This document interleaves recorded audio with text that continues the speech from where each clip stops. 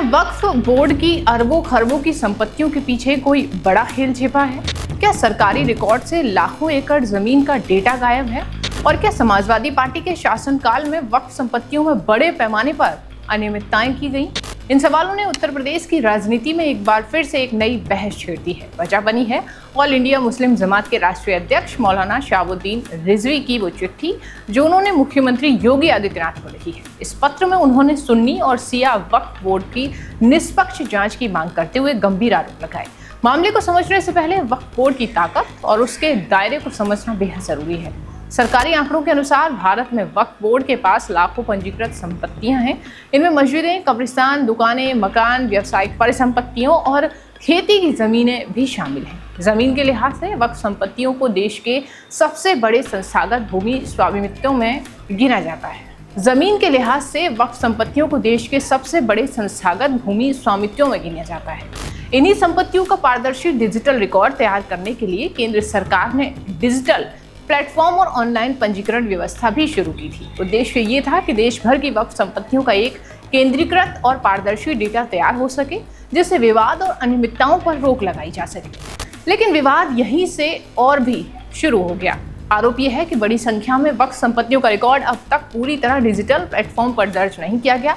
सवाल ये उठ रहा है कि आखिर ऐसा क्यों हुआ? क्या ये सिर्फ तकनीकी समस्या है, दस्तावेजों की कमी है, या फिर इसके पीछे कोई और वजह छिपी है?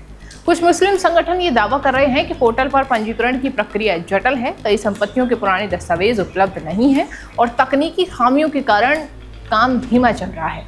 वहीं दूसरी तरफ केंद्र सरकार पारदर्शिता पर भी जोर दे रही है और चाहती है कि सभी संपत्तियों का रिकॉर्ड जल्द से जल्द ऑनलाइन दर्ज किया जाए। इसी बीच मौलाना का आरोप है कि मुलायम सिंह यादव और अखिलेश यादव सरकारों के दौरान अल्पसंख्यक एवं वक्फ विभाग से जुड़े महत्वपूर्ण पदों पर ऐसे लोगों को नियुक्तियां हुई जहां पर जो सत्ता के बेहद करीबी माने जाते थे।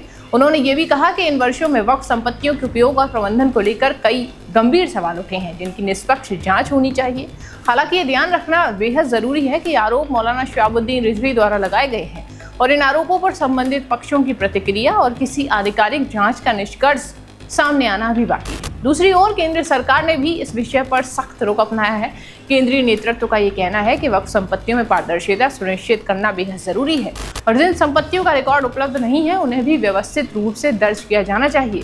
सरकार का ये दावा है कि डिजिटल रिकॉर्ड से भविष्य में विवाद और गड़बड़ियों को कम किया जा सकता है, लेकिन इस पूरे विवाद का सबसे महत्वपूर्ण पहलू है वो सवाल जो मौलाना रिजवी ने उठाए हैं। उनका कहना है कि अगर वक्फ की संपत्तियों और उनसे होने वाली आय का सही उपयोग किया जाए तो उसका लाभ गरीबों, जरूरतमंदों, छात्रों, विधवाओं और समाज के कमजोर वर्गों तक पहुंचाया जा सकता है। लेकिन अगर संपत्तियों का सही प्रबंधन ना हो तो सबसे बड़ा नुकसान उन्हीं लोगों को होता है जिनके लिए वो व्यवस्थाएं बनाई गई थी। अब इस पूरे मामले में सबसे बड़ा सवाल यही है, क्या वक्फ बोर्ड की संपत्तियों को लेकर लगाए जा रहे आरोपों की व्यापक और निष्पक्ष जांच होनी चाहिए? क्या डिजिटल रिकॉर्ड में मौजूद खामियों को जल्द ही दूर किया जाना चाहिए?